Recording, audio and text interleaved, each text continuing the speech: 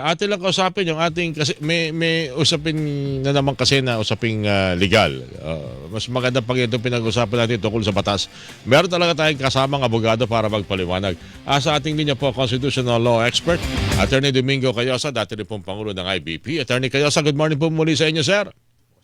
Good morning, Orly. Magandang umaga sa ating mga kababayan. Hindi ko lang kasi mapalampas yung mga nakikita ko sa mga reaksyon ng ating mga kababayan, lalo-lalo na dito sa pagsisilbi po ng warrant of arrest sa mga involved sa anomalya sa isang proyekto dyan po sa Nauhan, Oriental Mindoro. Lalo-lalo na doon sa mga nasa abroad na ang reaksyon nila sa ating mga kababayan, ba't kasi dadalhin pa yung warrant of arrest sa bahay? Wala nga sa bahay itong sisilbihan mo ng warrant of arrest at nasa abroad. Kita nyo naman, napapakita pa nga ng post sa social media.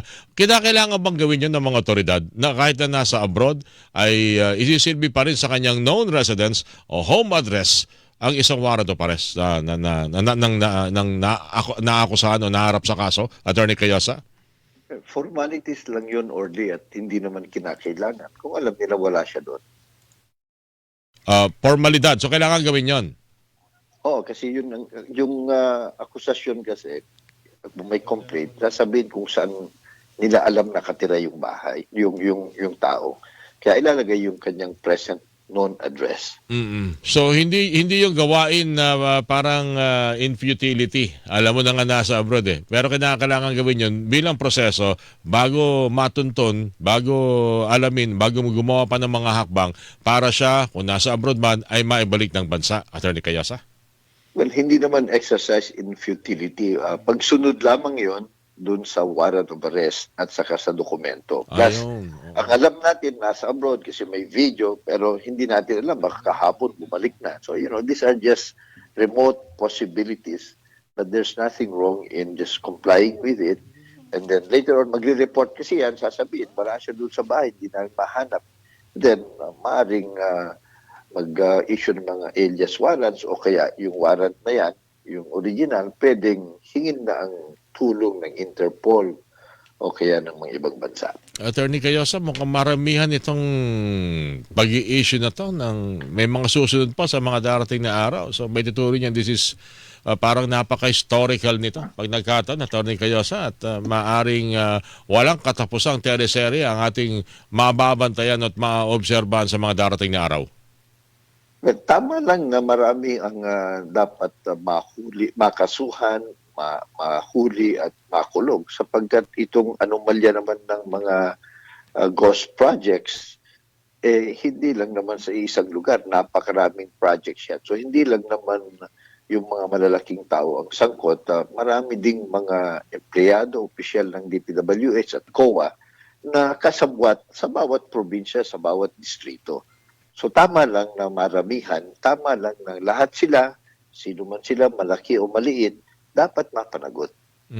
Mga makatutulong ba itong mga napapaulat, naririnig natin na deadline, hanggang Lunes o hanggang Huwebes para sumuko? Hindi ba dapat ang proseso pag may warrant of arrest, agad yan na isisilbi ng mga otoridad ng mga arresting agencies, law enforcement agencies, Attorney Cayosa? Ganun naman talaga ang dapat mangyari at nangyayari naman yan. Kaya lang, kung maramihan na yan, baka hindi nila maaasikaso lahat kasi yung kapulisan naman, o konti lang naman sa kanila ang na-assign na server o warrant server. So yung pag-aanunsyo na mag-surrender na lang kayo, bigyan namin kayo ng deadline, isa yung tactic para ma-pressure, matakot yung mga o ma-facilitate ang surrender. Kasi mas madali yung mag-surrender na lang sila. Pero kung wala namang mga public announcements, baka magtatago-tago na lang yan.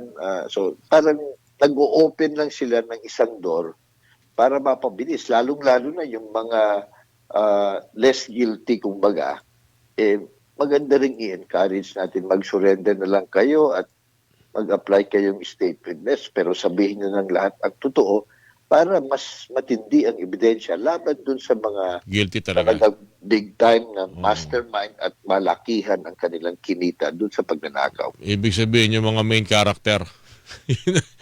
Yun nga, maganda yan, Orly, na yung lahat ng klaseng pressure. Ang hindi pa nga natin nakikita, yung paggamit ng preliminary remedies ng Sandigan Bayan. Kasi under Sandigan Bayan rules, pwede na kasi pag may kaso at nanganganib na baka itago yung mga kayamanan, pwede ng preliminary attachment ang kanilang mga assets, pwede na ring i-freeze ang kanilang mga bank accounts. Para sa ganun, hindi nila magamit yung nakaw na yaman para ambunan yung pwes, yung fiscal, yung pulis at kung sino-sino man. At wala na namang mangyayari sa kaso o kaya magkakalimutan lang, madidribble lang.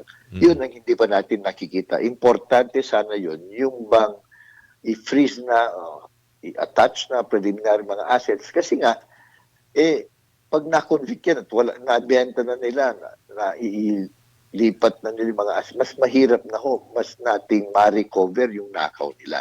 Okay. Attorney, last question na lang. Paano nyo ipinaliliwanag, alimbawa, sa mga estudyante ninyo, sa mga hindi ganong maalam sa batas, ang sitwasyon ni Congressman Saldico? Hinahamon kasi yung Pangulong bumalik ito para patunayan. Ang binabanggit naman niya, baka pagbalik dito, may mangyaring hindi maganda sa kanya. Paano ang dapat na pagtrato natin dito sa kanya mga pahayag na hindi masasalang, mapapadumpaan at hindi masasailalim sa direct and cross-examination?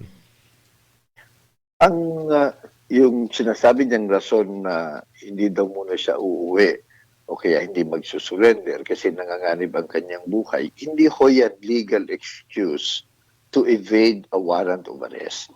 So, wala hong mangyayari sa ganyang rason. Kung merong hindi ho yan legal excuse, so kinakailangan huhuliin ka pa rin. Kung merong banta sa iyong buhay, ang mahala dyan yung kapulisan o kaya yung gobyerno. Kasi rule of law tayo. So, hindi, ibig sabihin, dahil may banta ka, you can now defy the legal orders of the court kagaya isang warrant of arrest. Hindi ho yan uubra. So, yung mga pinagsasabi naman niya sa video, hanggang propaganda lang yan kung titignan natin ang probative value or legal value niyan, halos wala sapagkat hindi naman under oath. So hindi magagamit din na basihan sa pagsasampa ng mga kaso at hanggat hindi niya rin hinaharap yung mga maaari magtanong sa kanya para mag-clarify o hindi magbibigay ng corroborative evidence, talagang mababa kundi halos walang probative value yan. So, parang propaganda lang yan. Sabi-sabi mo. Lalong-lalo na ngayon, meron siyang mga kinakaharap na mga kaso, may warrant of arrest at siguro marami pang darating na kaso kasi iisang mga project lang po ito mga ito. Konti pa lang. Marami pang darating. Okay. Attorney Kayasam, muli maraming salamat sa pagbabahagi ng mga impormasyon kaalaman na yan. So ulitin sir, thank you po muli sa inyo at magandang umaga. Maraming salamat. Magandang umaga po sa lahat. Constitutional Law Expert Attorney Domingo kayo sa mga kapuso inyo pong napakinggan. Pwera Manong Balita. Meron tayong magkasunod. Hilingan, walang pinoprotektahan.